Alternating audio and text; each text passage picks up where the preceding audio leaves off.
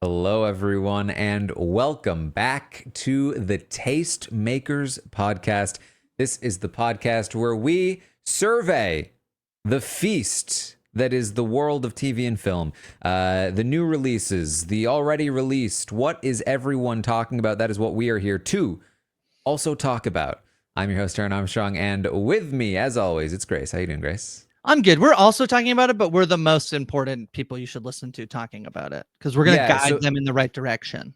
It's kind of like that comic that's like oh man, there's so much TV, there's too many things, there are too many people talking about too many different things. You know what we need? We need one podcast to wrangle it all in. There's 15 of them, and we need one podcast that's just like the main podcast that wrangles everything in and tells you what's important.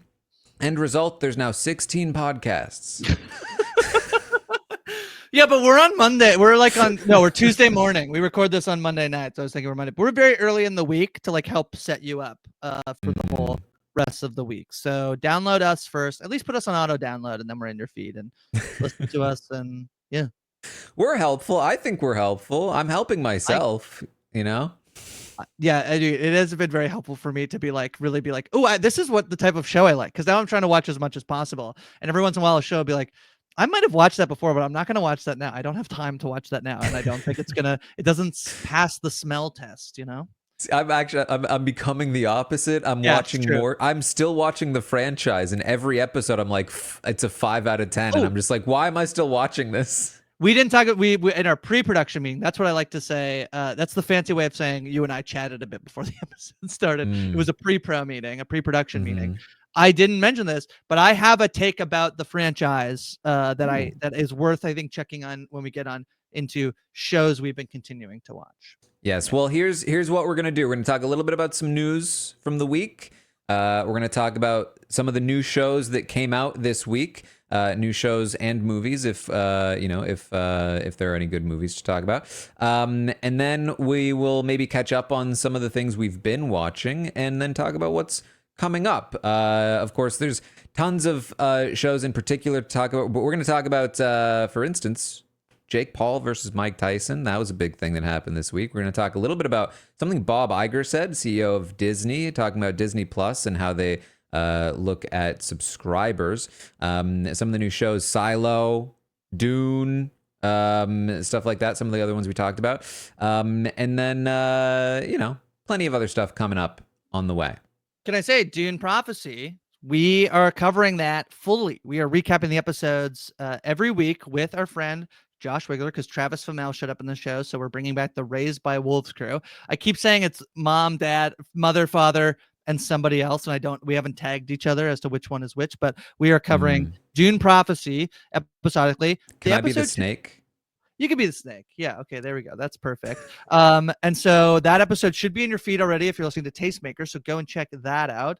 We'll be covering that each week, and that episode should typically be out late Sunday, Monday. We'll see when we end up recording those. Mike and I also covering Silo episodically.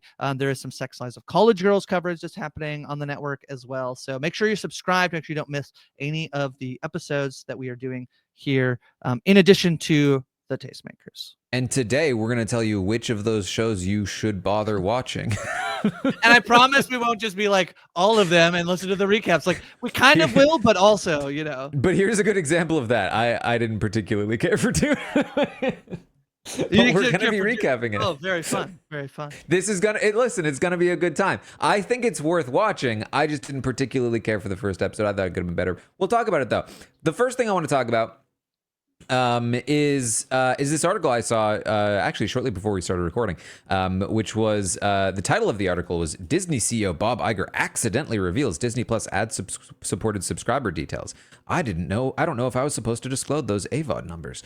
But the thing that was particularly interesting to me was that this quote from Bob Iger: "It's not just about raising pricing; it's about moving consumers to their advertiser-supported side, or to the advertiser-supported side of the streaming platform."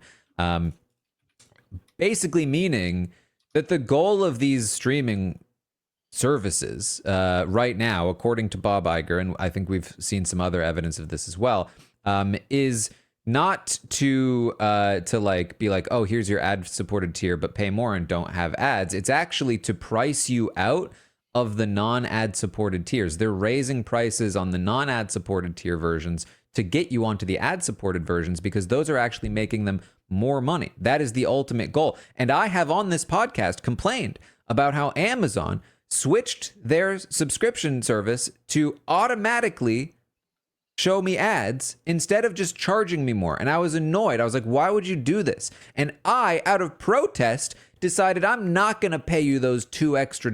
I don't even care about those $2 extra, but I'm not going to pay them to you out of principle, because you should have just auto subscribed me. Now I have to manually go in and not watch your stupid ads. And I was mad about it. And it turns out I was doing them a favor. That was what they wanted. I got tricked. And now, in order to not be tricked anymore, I have to pay them $2 extra a month. That's me being like, suck it, Amazon. I'm paying you more. I mean, it's funnier to think that you've been totally tricked and duped. It is funnier to think that way.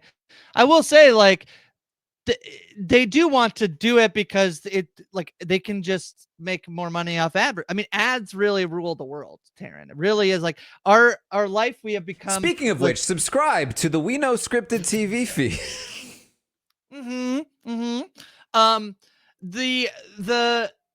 The thing, I feel like in our life, there's been such a push to subscription services, subscription models. Literally, I get fed TikTok algorithm videos, which are like, here's how to create basically like a auto subscription service that will like basically pay you money for like not doing any work. And it's like, I just, all of these things that like they're like, the trick is subscriptions.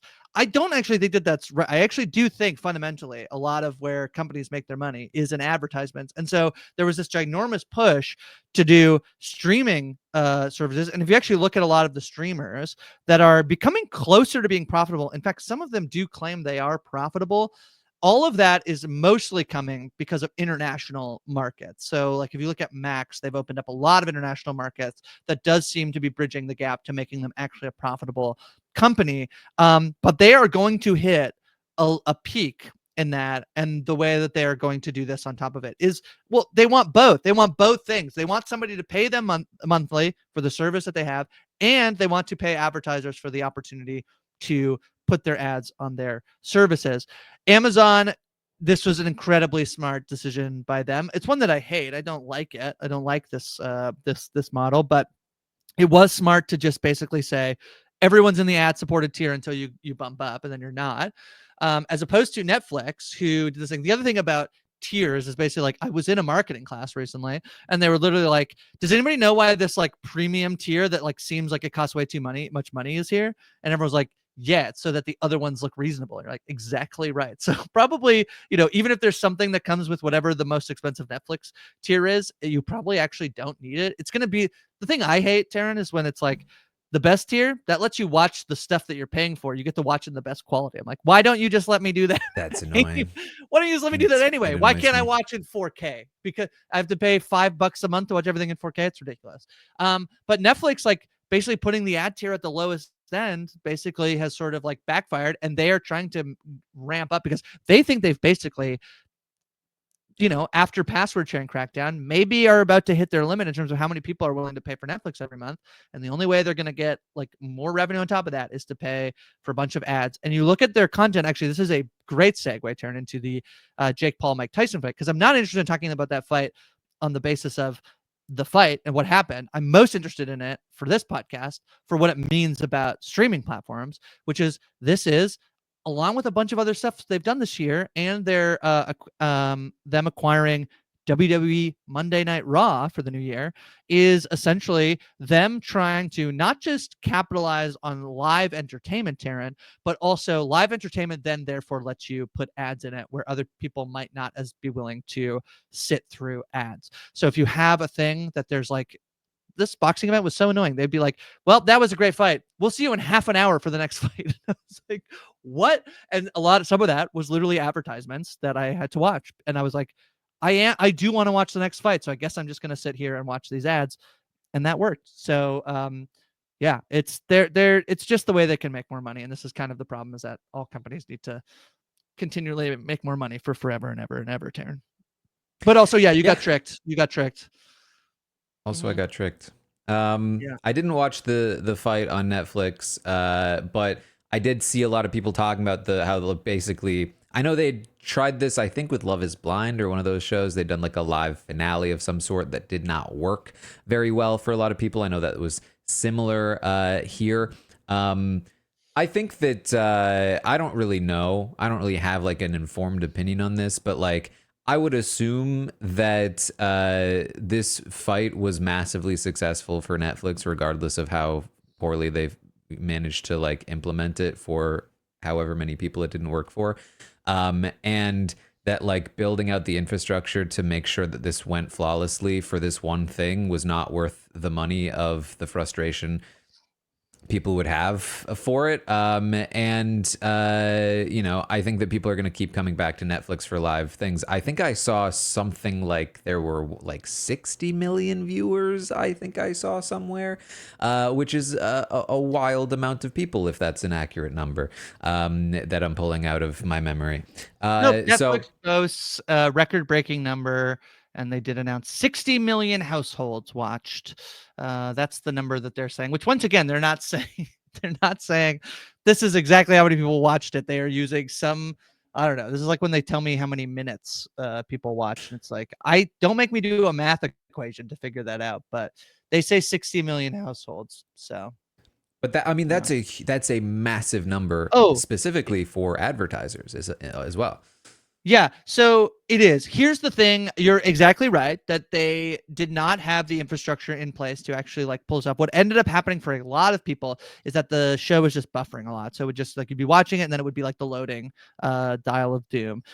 You'd get in mine for a while. I could not get through it. I had to like back out and re-enter and hope that it kept me in the same spot that I was watching before rather than start it again. One time it did start me from the very beginning again. I was very, very annoyed.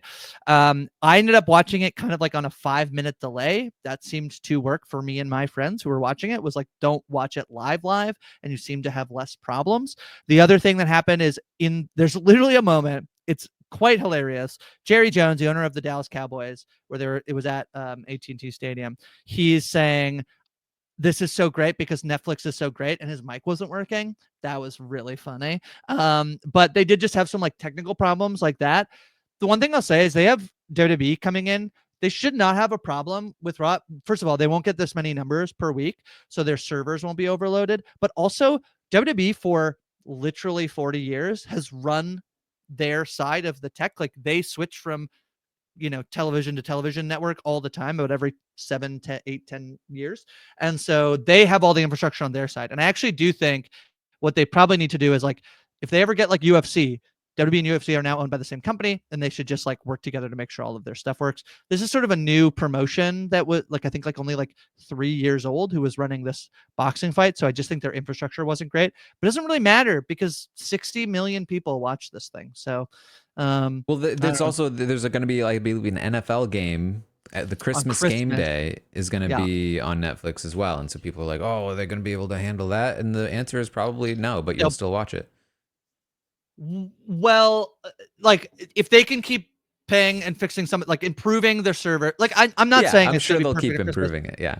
They'll keep improving it, and the NFL will have more capability to make sure that like some of the stuff that wasn't literally like it buffering. This was like the microphone's not working. The NFL will not have that problem. Like this was like the company was called Most Valuable Promotions, and I think that was likely their fault that like the Netflix microphones were not working in a way that the NFL won't have that problem. WWE likely won't have that problem.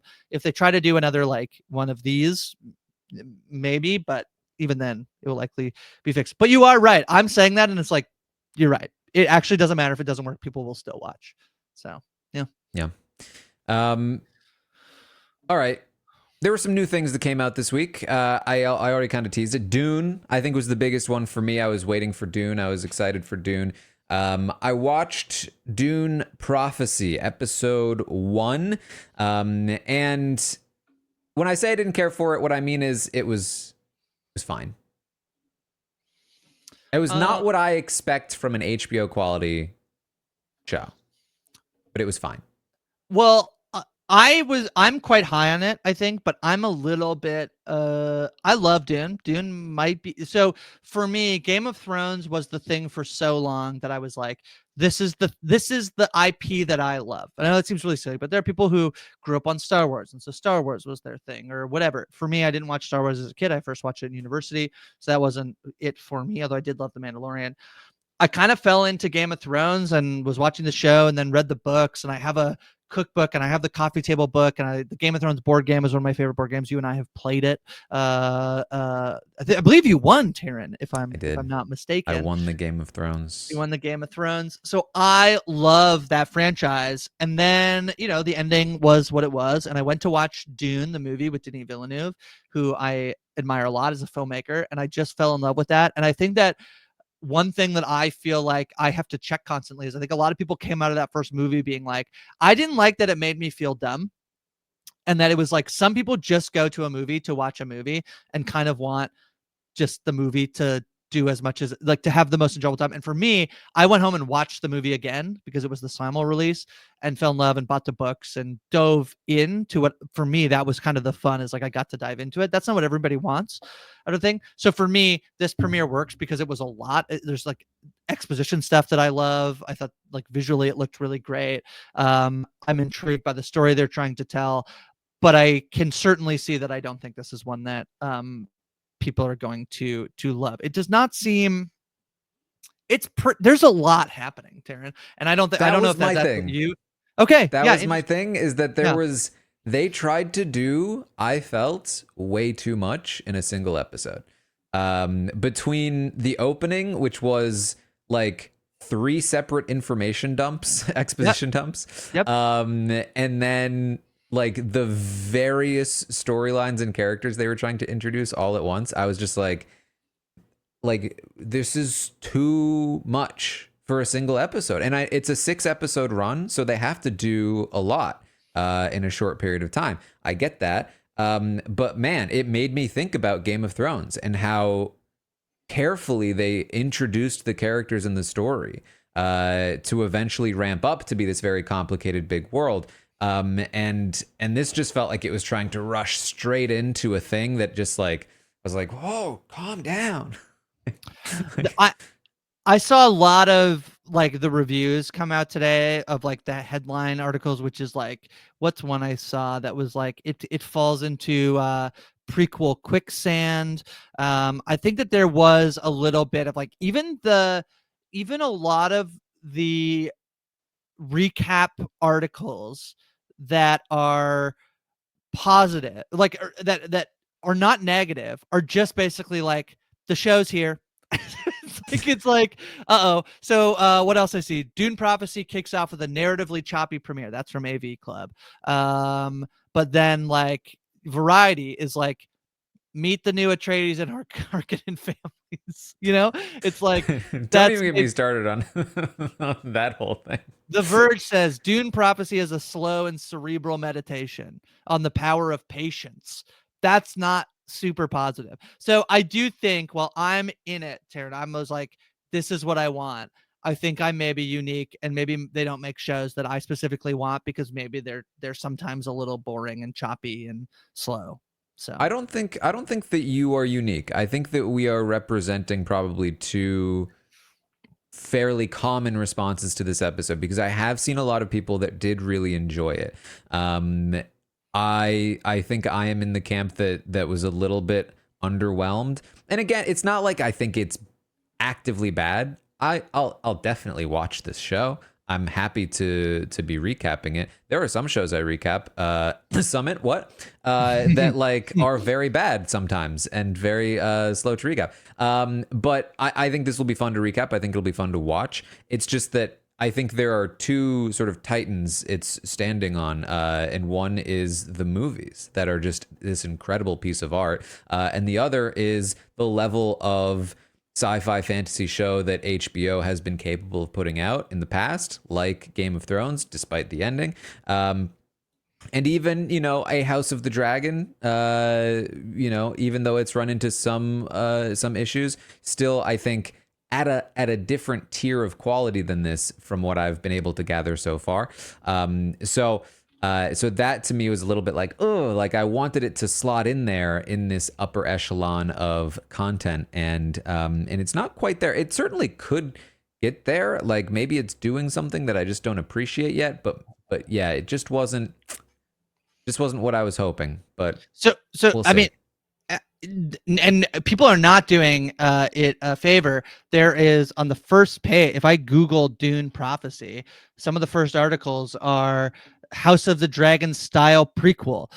This Yeah. one from the RHAP is HBO stellar sci-fi series is like Game of Thrones in space. HBO's somber House of the Dragon could use a bit more spice. Like that's from the Hollywood Reporter. So it's like I think that might actually be. Oh no, that was Daniel Feinberg. I wondered if that was one Josh Wigler, but it is not. But I think that there are some people who want a Sunday night show to, Game of Thrones is kind of an enigma. It's kind of one of these shows that had so much going on that it's almost like so strange that it blew up in the way it did. But if you kind of look at what they're doing, they're not doing what this show did. That was even the beginning of Game of Thrones is a slow introduction into the people and the characters, and they really hone in on what's important, and then you slowly get these added elements that expand the world that become more important. Dune is like everything is important right away, and it's like, oh my god. But then it's like, but then 10 years later this thing happened and this is also important. You're like, Dune is okay. like, here's the history of the last 100 years, and then here's the history of this organization, then here's the history of how this organization changed, and here's an example of that. And now 10 years after that, and then 30 years after that, we're now doing a bunch of it's a whole new story on top of everything you just learned, and it's just like, yeah. But so someone asked me this morning, they're like, was it good? I was like, I liked it. People don't seem like the most high on it, and some people actually, like, I think are a little down on it. And he's like, should I watch it? Should I watch it? And I was like, I do think this is one that I would give people a lot of leeway if they were like, I'm gonna wait to see how it is moving forward. And I think you could do that. My one caveat to that is I would not say then if it does get good, I would resist the urge to binge it. And you can binge shows however, you can watch television however you want, friends. But I do think this is a show that if you hear it's getting good, I would still watch an episode a day. Like there's a lot happening. And so I think if you that binge this show, you won't remember a single detail by the time you finish it. That's so true. So I would just, and this is not to be like, once again, you should watch the episode and then listen to our recap. I'm not even saying that. But, if you are going to hold off and wait to see if there is some like upward trajectory on the show based on what you're hearing after episode 1, I would say it's well worth seeing if that's the case. I have not seen anything ahead of what we've watched, so I'm not saying that it's like it's going to get better. It might get worse. Who knows? But in that case, I would say I was telling this person, I said, even if you do that, I would resist the urge if you hear it's getting good to binge it, because I think this is a show that is well worth like an episodic coverage if it is going to be worth watching for individual people. So yeah. The other big one for me this week, Silo. Very excited about Silo season 2. I talked about this before. I found season 1 to be a little hot and cold.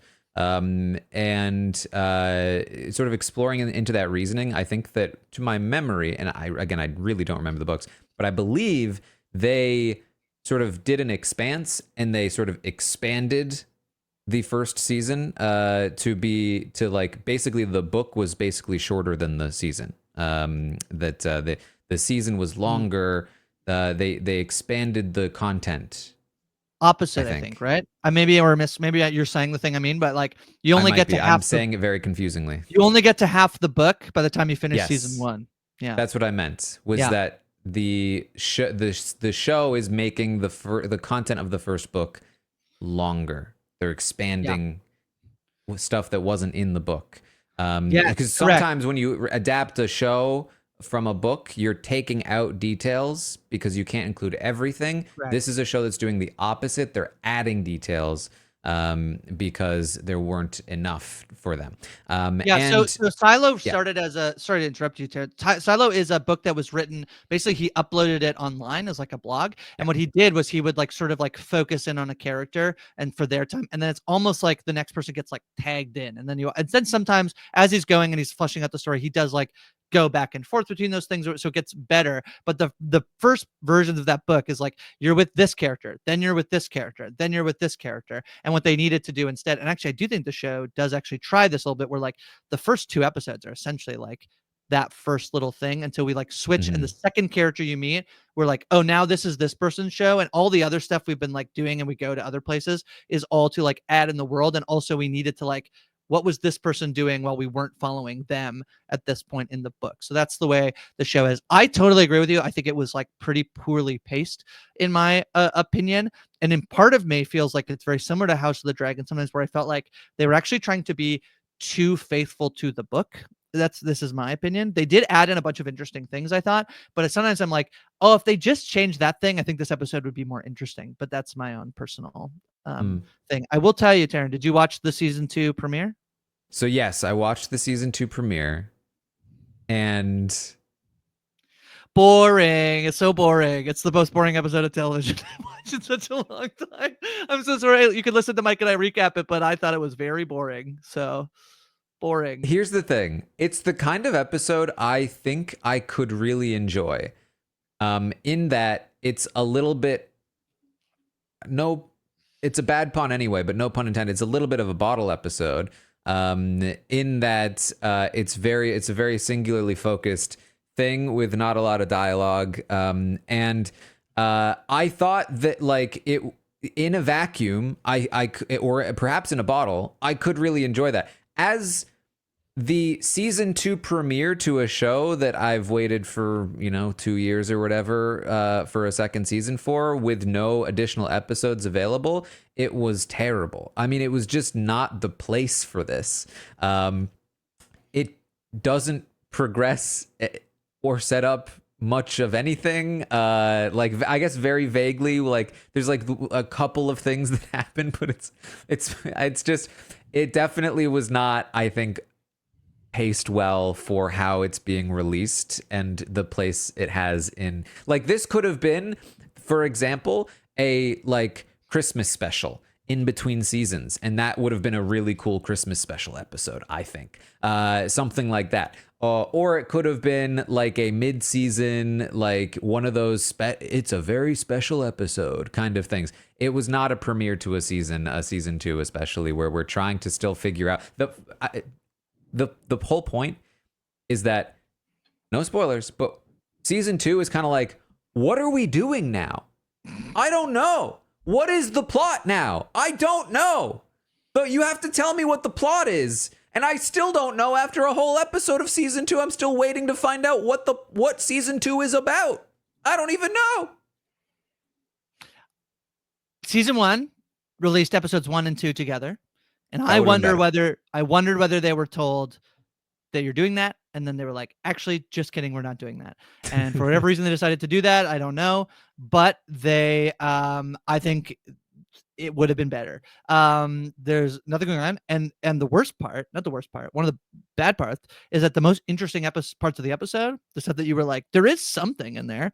They're the first 5 minutes and the last 5 minutes. Actually, it's like the last minute and a half. And literally, if you watch the first 5 minutes until you get to the end of that scene, and then you fast forward all the way to the end, and there's a very good last scene, and you won't have missed a single thing. I think fully. Some cool problem solving is what you'll have missed. It was very video gamey, Taran, actually. It was, and you know what, I say cool, but I had some problems with it as well, to be honest. I had some problems with it. But that was Silo, season 2. I have faith that it will get better. It was just such a strange choice for a premiere, I thought. But so speaking of, I would say, peek behind the curtain. I'm traveling. Mike and I do have screeners for this show. I've seen episode 2. Yeah, you can watch episode 2. It's pretty good. It's pretty good. Okay. That's good to know. That's good to know. Yeah. But speaking of shows that have a season 2 where you're like, what is going to be the plot? I did check out the Bad Sisters premiere for season 2. Yes. And you know what? That show told me what season 2 is about for the most part. And I was like, the there we go. Bad, or are they good? What are they? Bad? they're pretty bad. Oh, man. You know. So I enjoyed the premiere for Bad Sister season 2. I finally finished season 1. I also learned that it's a remake of a Belgian show called Clan. Wow, Yeah. I nailed that almost. Belgian show from like 2012 or something. So that was weird, but yeah, season 2. It's a fun show. Still like This is a Peabody award-winning show. I feel very bad because kind of like my biggest embarrassment was I know that behind the scenes, Jess Sterling is a huge fan of the show, and I just haven't watched it, and I do need to, but a little bit. I did mean to do it last week, and I didn't. And then when you were like, "Yeah, and it is 10 episodes," it's like, oh man, I know. it And was. I still think it was too many episodes. But I think that this is when I need to watch and I'm gonna fall in love with it.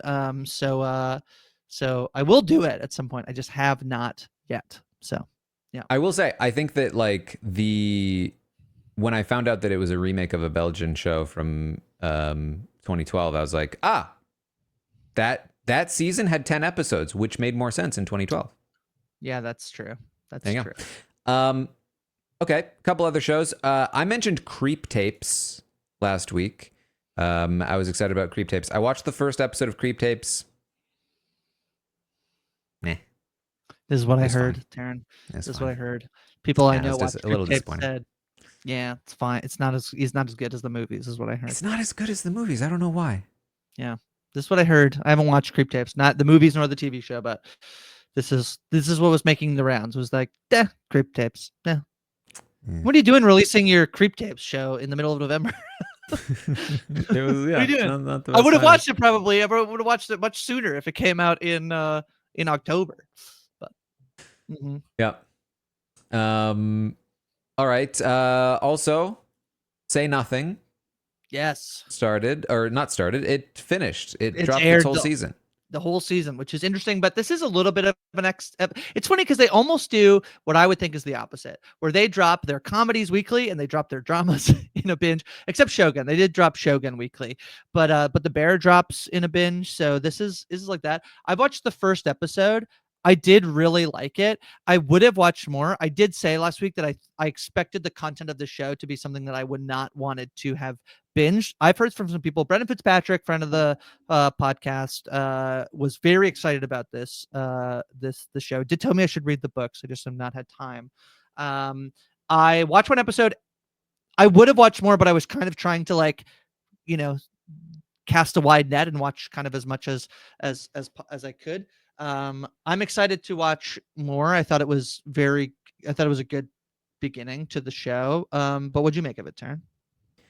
I watched 2 episodes, and I'm hearing great things about it. Yeah. But it's just not landing for me. It's part of it might be like my lack of historical knowledge when it comes to its subject matter, because I'm finding myself a little bit lost in terms of like, I mean, you can get a good sense of what's happening, but like, I think in particular, there's the ending of episode 1 sort of ends on a line that I felt was supposed to resonate with me in some way, but didn't, because I was like, okay, I thought you were this way, but I guess you were this way. And then it was like, this person denies it. When I was like, I don't remember who that person is. And I feel like I'm a little lost. I feel like, and this is not, I think, to the show's detriment. I think it's clearly working with a lot of people, and they're probably smarter than me, and they know this stuff. But for me, the show is not doing enough to like catch me up, and so I feel like I need to do some research to like understand the historical stuff that's happening before I could really enjoy the show. Because I'm trying to just like muscle through it, and it's just like none of this is really landing for me. It's interesting. I like looking at like who they get to do like direct and write episodes. So Michael Lennox is he's the director of both first 2 episodes, and Josh Zudamer is the writer of the first 2. And then they also do Zudamer does the last episode, and Lennox directs the last episode. So they clearly wanted this like who's going to start things and who's going to end things, which I think is interesting. I think it's totally you were like, oh, I don't know if I have enough like historical context of this, and like the point I would make about like shows that are, this isn't trying to be educational, but it's about a specific thing that I don't like. On one hand, I don't think we should watch those things and come out of it and be like, and that's the history of that because it's a television show or a movie. Mhm. But on the other hand, I don't think there is an expectation of like, if I'm kind of entering into something that I don't understand, and I like, I'm even fighting within this myself of being like, it should be easier to like onboard me to watch it, but then also like, should it feel authentic and true to what it is, even if it's at the expense. Like I watched a movie recently and the director got us an Australian movie and got asked, an Australian was in the audience and asked like, do you ever worry that your movies are too Australian? And he's like, I can't think about that because I think if I start to try to not be Australian, I'm going to be so generic that there's an intimacy to like being authentic to where he's from, and then the sensibilities and the style and the culture of his movies, in a way that I think is a really complex. Like I think when you see it done right, you're like, oh, that was done so well. But if this one isn't working, I think that's totally fair to be like, it, Yeah. they're not, I don't know, feeding me what I need. Yeah, and I think to get a little more specific, I think that the issue for me is that the historical stuff is the stuff that I find the most interesting about the show. Right. And that's what I want to dive more into.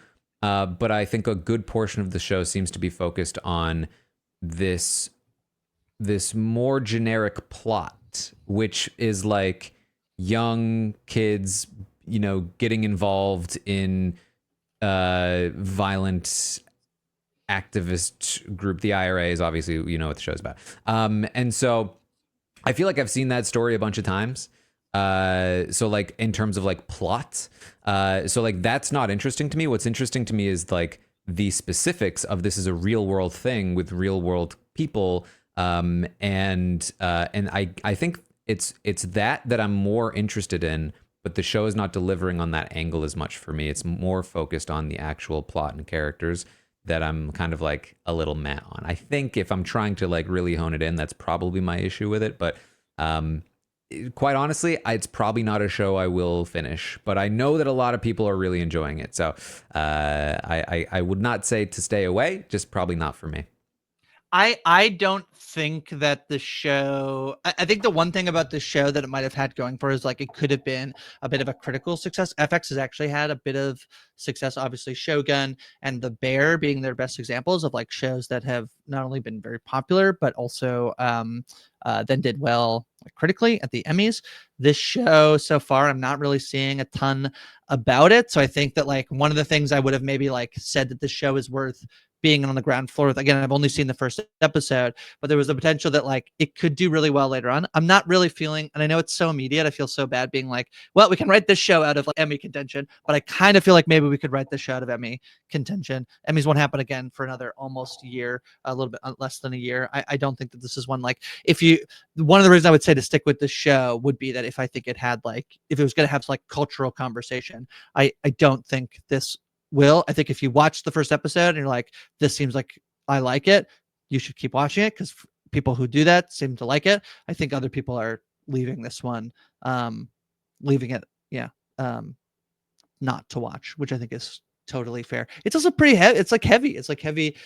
So we haven't really said. You said like, oh, but it is about the troubles. It's about this, this mother of many. She has many children, and obviously about like the rebellious nature of like Ireland and conflict with the UK. So Yeah.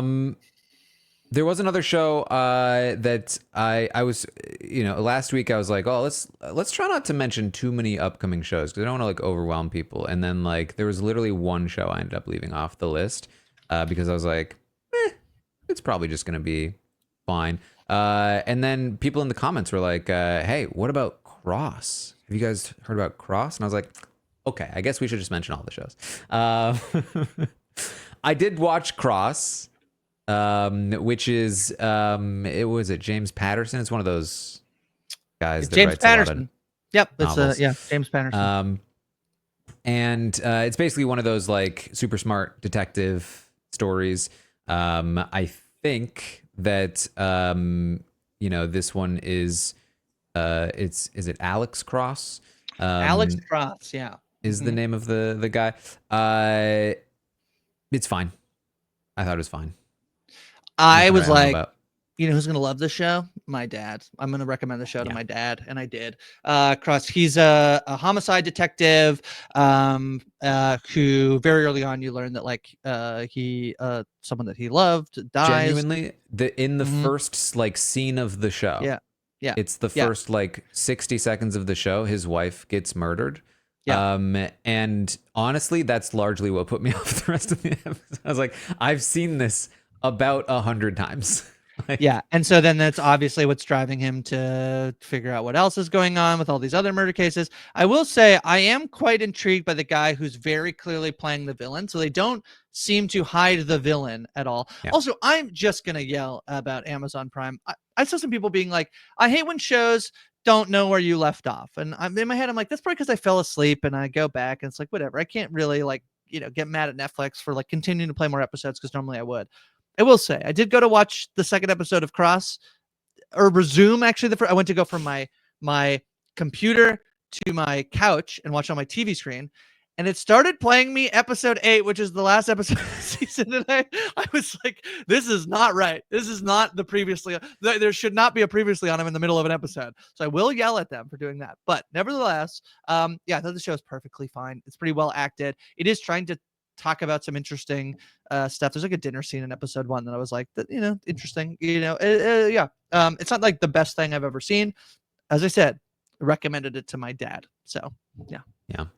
There was I read the Night Angel trilogy when I was in college, and I started with the third book accidentally. Hilarious.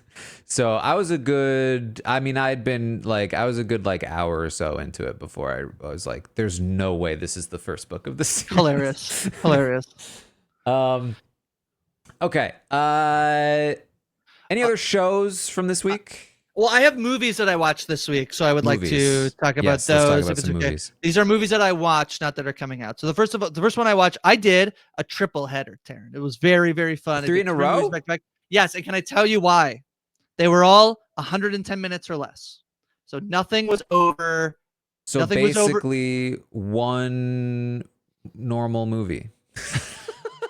Nowadays. Directed by Scorsese. Yes. Yeah. So I started my night and I went longest to shortest is also how I mapped out my evening. So this was great. So I started with Heretic. Loved Heretic. Thought it was so fun. Nice. This was great. I thought this was Hugh Grant was very, very good. But I also thought that the two stars, and I actually didn't recognize, I obviously recognized Sophie Thatcher from Yellow Jackets and some other stuff she's been in. But Chloe East, who was in The Fablemans last year, she plays like his girlfriend. I thought she was also very excellent. It's basically just the three of them. And it's very good, very sinister, and it did not go where I thought it was going, and so I give the movie credit for that. Really liked Heretic. Then I watched Small Things Like These, which is the new Cillian Murphy movie. This one, actually, there is some say nothingness to this because this is about a thing that happened in Ireland. I do feel like it's probably not a coincidence that we're seeing a lot of movies. This is about the Magdalene Laundries, which was basically a place where they would send like promiscuous girls to go, and it was run by the Catholic Church. This is the third movie I have seen this year that is about a different version of a place where people get sent to be reformed. So Nickel Boys was about the reform school in Florida, and I also watched a documentary called, I think it's called Bad Sugar, which is about Canadian residential schools for Indigenous youth. All of these are awful things and institutions that were built and mostly run by religious organizations. But this was good. I think I'm higher on it than other people. So a lot of the Letterboxd reviews I saw, they were like 3 stars. It's obviously like a good performance, but it's really slow. I didn't find that. I found it to be very powerful. And again, it's like not long. It's like an hour and I think like 9 minutes. So a little over an hour and a half. I thought it was just Cillian Murphy is very good. He basically says almost nothing in the movie, and it's very powerful and very good. I liked this one a lot. I think it's worth checking out. It's not like the most cinematic movie, so if you don't end up seeing it in theaters, you can wait for it to be in streaming, and it probably won't play super wide. So if you have to wait for it, it is. But it's well worth, I think, watching, because I think it's also an important a story as well. The last one I watched is A Real Pain. This was probably my favorite of the three movies I saw that night. This night, this is the Jesse Eisenberg directed movie with Kieran Culkin. Unsurprisingly, Kieran Culkin is absolutely tremendous in this movie. I'm higher on Jesse Eisenberg than I think other people are. I think he's kind of like quirky and weird in a way that I think there was some backlash to him after The Social Network. Just generally, I think he's really fun. This movie is about exploring generational trauma, but also about self-discovery. So these are two cousins who, after their grandmother has died, go on a trip to visit the place she was born and the concentration camp she was sent to. And so it's that with them. They're two very different people, and they almost like both are jealous of each other and kind of like get annoyed by each other, but it's just very delightful. It is like 89 minutes, I believe, if I remember correctly, so it's pretty tight, but it's very funny, still pretty emotional, so it's gonna like make you laugh and then punch you in the gut, and I think it's really tremendous and really good. I think probably if we're looking at it, like, Kieran Culkin might have a shot at being nominated for this. Otherwise, it's a good movie, but I don't know how much like buzz it's going to get, but it's well worth checking out. So those are the three movies I saw in theaters, Taran, back to back to back. I'm interested in all three. I felt like A Real Pain would be something I liked based on, I caught a little bit of the trailer because I think it was playing when I went to go see a movie and I couldn't escape it. Yeah. But in addition to that, I don't think either of us have watched this movie, but we did mention Red One released last week to not great box office results. It did win the box office, but with a budget of 250 or so million, it made roughly 30 or so this week. So not great results there. I know there's been some talk about like, hey, this is a streaming movie. It doesn't need to make as much in the box office. That's kind of been the conversation with a lot of these kinds of movies that have bombed. But still not great. However, despite this, you might think, oh man, what a terrible movie. It bombed in the box office, whatever. I've actually seen it's pretty decent. People are enjoying it. It's people are like kind of having fun with it, I guess. So might be worth checking out on streaming maybe later toward Christmas. Yeah, I mean, it has like a 6.9 on IMDb, which is like not nothing. Like that's like better. So I think probably this movie is being buoyed by low expectations. I think there's been this sort of like the joke of Red One, and then you're gonna go watch it, and it ends up being fine.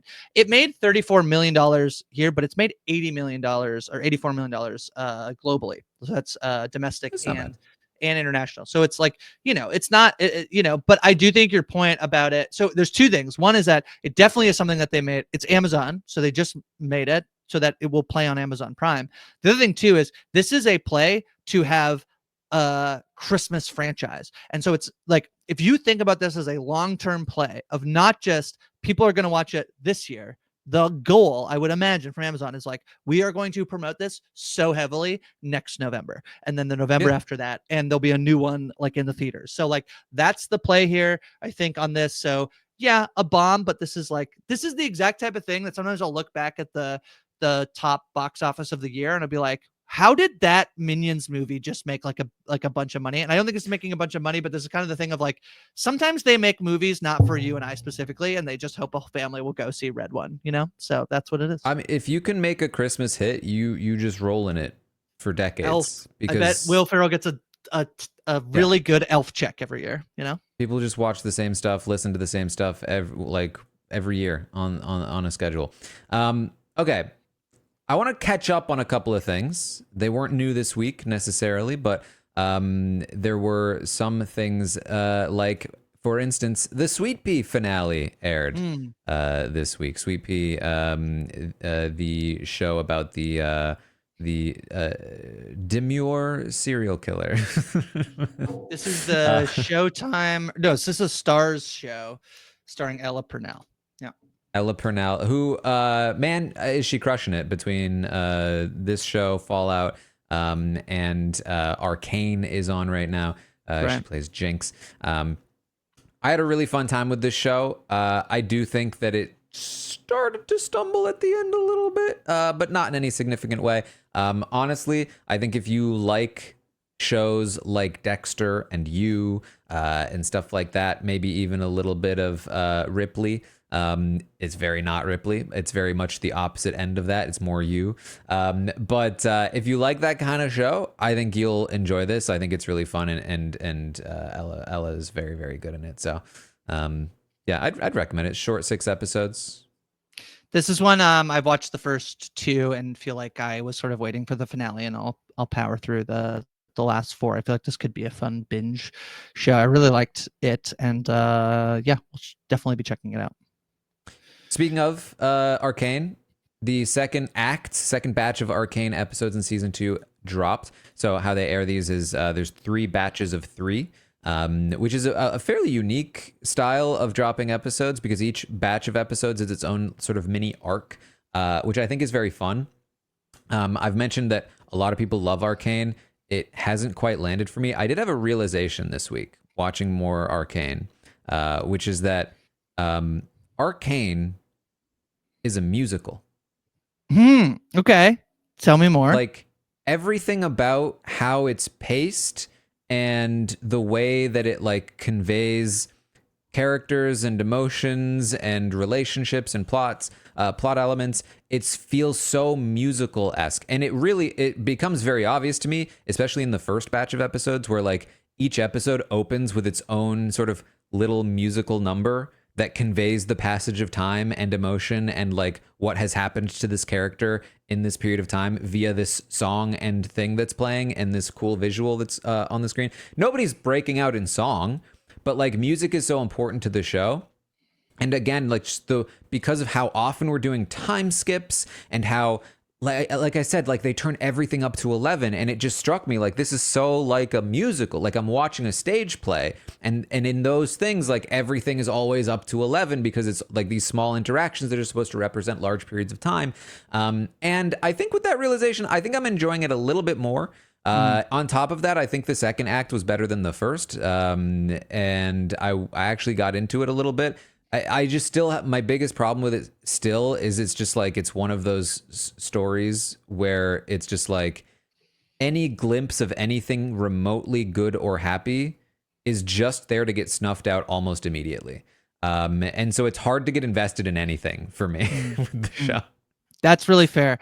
I feel like I started watching Act 1 and I haven't finished it. I did feel like I was like not paying enough attention, and I was like, I think I have to restart the episode.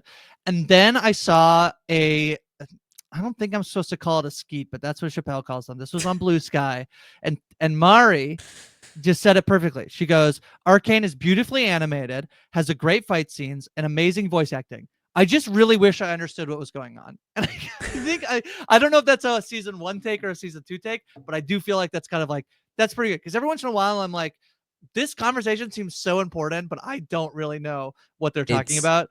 And I feel like I think I have to rewind and and part of me was like, should I have rewatched season 1? It's like, I watched the previously on recap. I did. They did. I watched their previously on. I went and watched like a 5-minute YouTube video before I watched season 2, which was enormously helpful. It is, I wouldn't say it's a particularly complicated show, to be honest. However, as I mentioned, the pacing is so quick. They're constantly doing time jumps. So like, if it's not a show where like if you miss one conversation, you're fine, because that one conversation is supposed to represent like the next year before the next conversation. You know, like things can just like get really out of hand really quickly if you're not paying full attention. And it's not a critique, because I just said, like with Dune, like I want that immersive thing. Sometimes I'm like, ooh, it's just not like hitting the immersive button of my brain that I want in a way that like for me Dune yeah. So it's just like, you know, that's not a critique of the show. It's just like I have to do more work to be like literally make sure I'm not on my phone while I'm watching the scene, which is my own thing to figure out. So yeah. Can I tell we talked about the final drop? Yes. Okay. Yeah.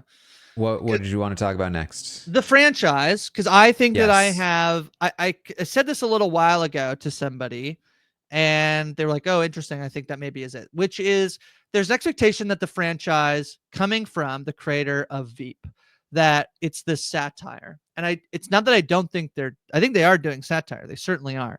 What I felt like, there's an episode, I believe it's episode 3. And in this episode, there's a few things where I think like the show has a really strong foundation. The whole episode is premised on the fact that they realize they need to create a stronger female character. Like they have like poorly written That was her. my, for the record, that I think was my favorite episode of this season of this So show. what I will say is I think, again, the foundation is really strong, but my thing is I think I saw exactly what I think where they were missing the mark with the show, which is they do this and they try to figure out, and they are like, well, we'll just give her this weapon. And someone's like, oh my God, she can't have that weapon. That's going to screw up the whole thing. There's also this whole thing where like that character is being played by like an Oscar, like prestigious actress. And she's like lowered herself to come and do this thing. And all of that I think is like that's like fun premise to play in. It's a very fun sandbox. The thing is, I felt like as the debates are happening about how to make this character stronger, I feel like they're not satirizing what I think that they should be satirizing, which is there's a moment where like the guy who's like in charge, like he's not the head director, he's like the second, who's being like, we can't do that. That will mess up all the continuity of the thing.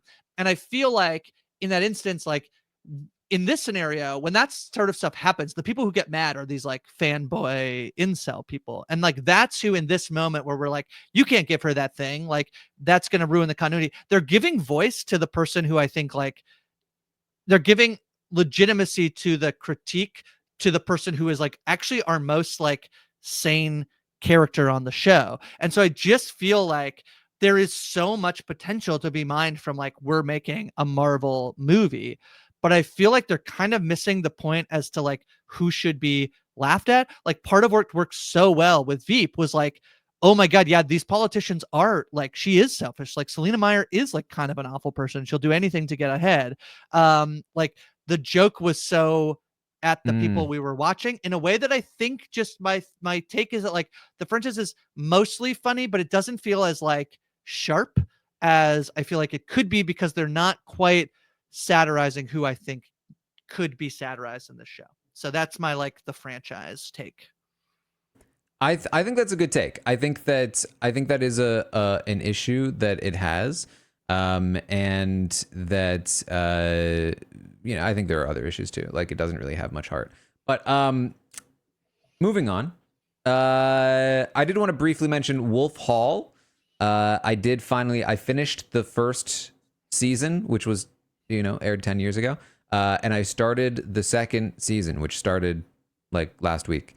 And it is a very good show, I will say. It is, I think the best way I could describe it is that it's like, what if Littlefinger was the main character of a TV show set during the Tudors era? Is sort of Wolf Hall. Okay. Fun. Which, and also he's a bit nicer. So I thought it was fun. I thought it was good and very, very jarring to watch season 2 of a show that has been made 10 years after the first season. And literally, you know how like shows will sometimes be like season 2 takes place moments after first season ended. They did that, but 10 years later.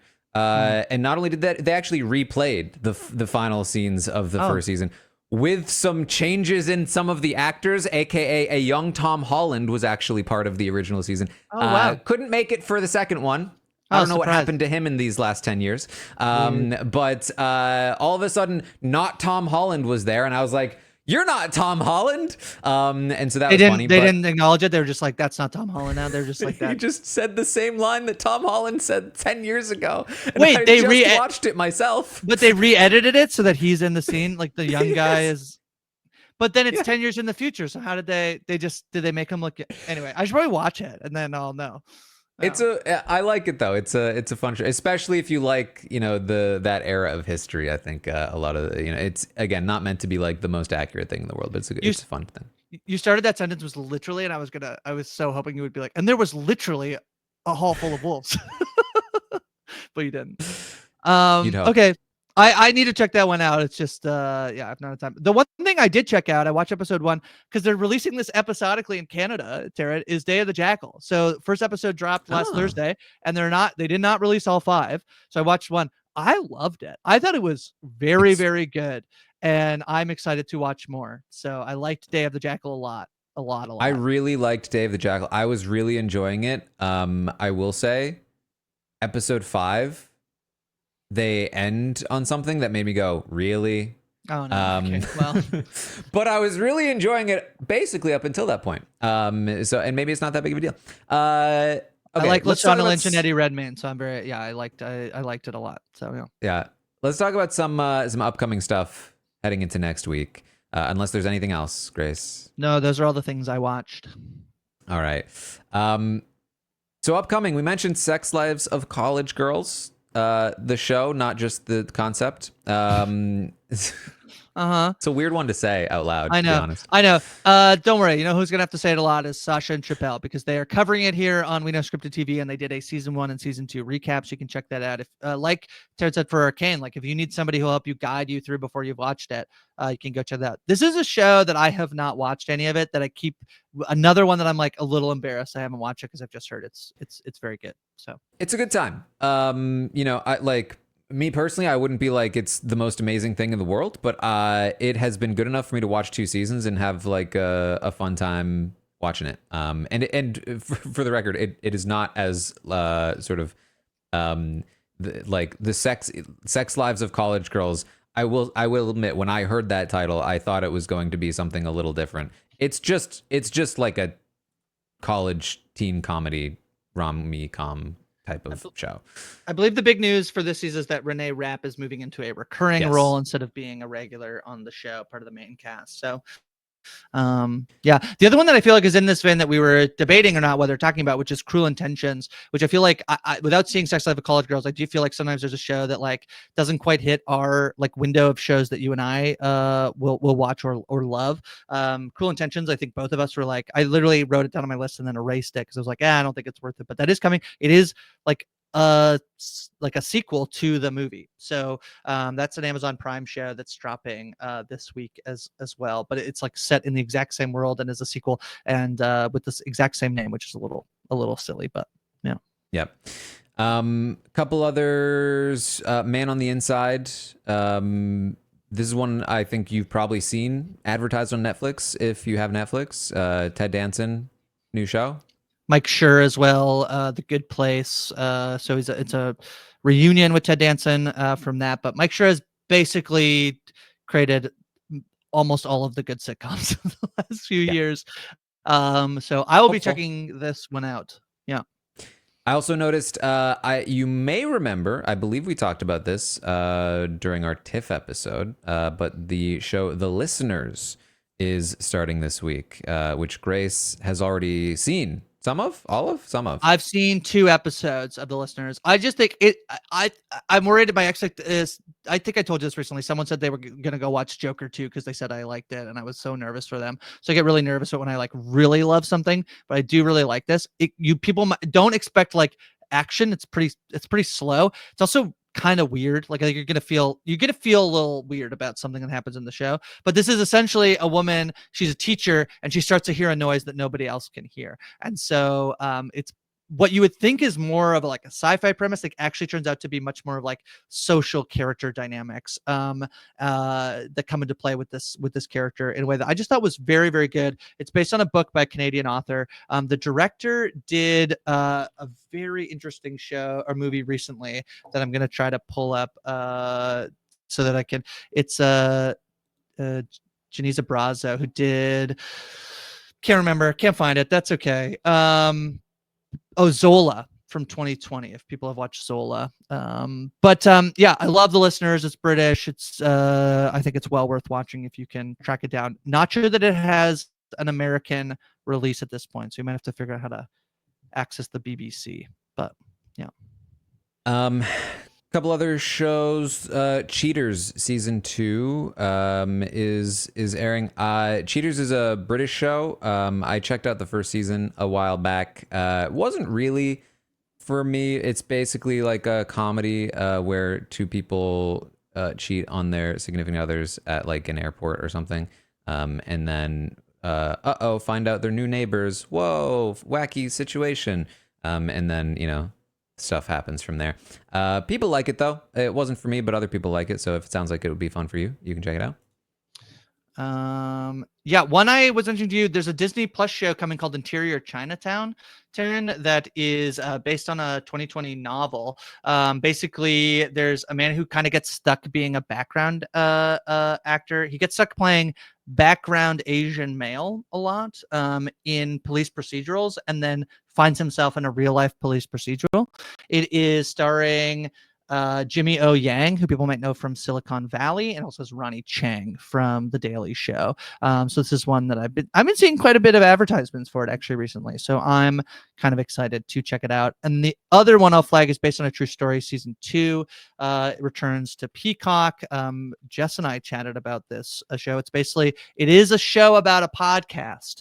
They have a true crime podcast, and then it becomes kind of like too real is kind of the thing I would say. It is a Kaylee Cuoco and Chris Messina show that I think is better than I expected, is kind of how I do it. And it's a really easy watch. So I would recommend that. Those are kind of the shows I have on my radar for this week, but it's a big movie week, Taran.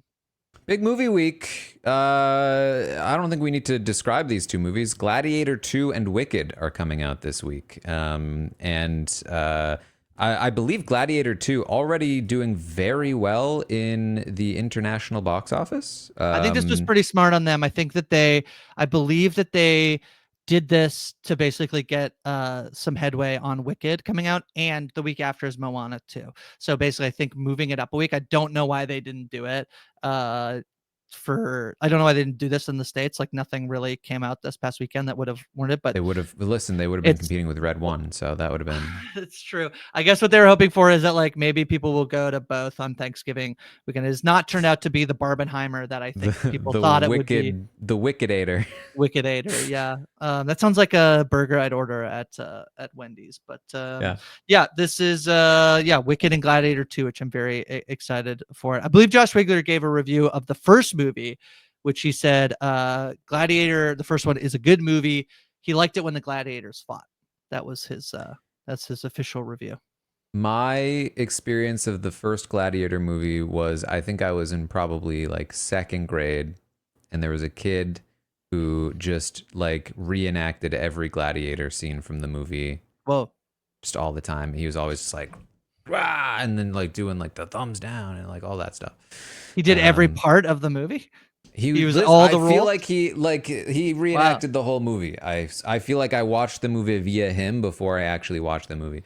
So not to set expectations, Aaron, but the thing I've heard about both these movies is pretty good. That's what I've heard. And Wicked especially, I've heard people like it a lot. But I would assume that a lot of people who watch it are big Wicked fans. So you might say they're Wicked big fans. Wicked big fans. This is what I've heard. So don't get your hopes up too high, but if you're going to go to the movies, it sounds like you won't have a bad time this weekend.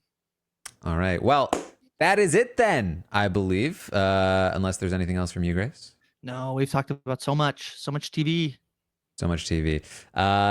We'll be back next week. We'll talk about some of these new things that we've mentioned, see if any of them are any good, and then talk about whatever else is going on in the world of this silly TV film-y landscape. In the meantime, make sure you subscribe to all of the shows that we're talking about. We Know Scripted TV feed, and then the recaps. We've got the Dune.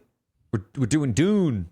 Dune. We're actually behind the scenes. We're gonna do that like literally right now. We're gonna stop this and we're gonna do Dune.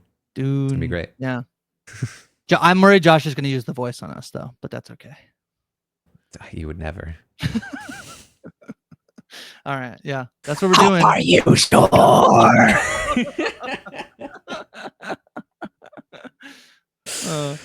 I guess I'm not sure, but thank you all so much for joining us this week on the Tastemaker podcast. We will see all of you next time.